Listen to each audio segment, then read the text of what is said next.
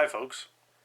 Today we're going to be changing out the inlet filter screen in a Detroit diesel DEF pump. Now these pumps can be found on GHG14 and GHG17 models.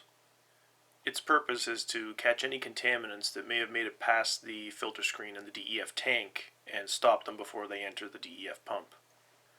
The filter screen sits behind the inlet fitting on the pump. The fitting is number 1 in these diagrams. To access the DEF pump, you'll usually have to remove a cover from it. It's usually mounted behind the DEF tank. Once the cover is removed, you can disconnect the DEF lines going to and from the pump.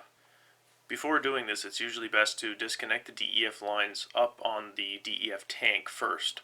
This will stop DEF from siphoning out of the line once you have it disconnected from the pump. Here we see the exposed DEF fittings.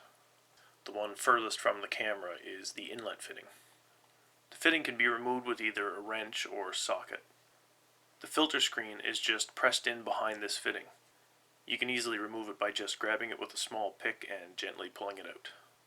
Quite often if you're changing this filter screen, you're doing so because it's part of a larger kit. These kits tend to come with new inlet fittings as well, so if you have one, install your new fitting after pressing in the new filter screen. And that's it. Quick and simple. Well, I hope this video was helpful for you. If it was, go ahead and hit that like button. You can subscribe for more videos like this, and as always, thanks for watching.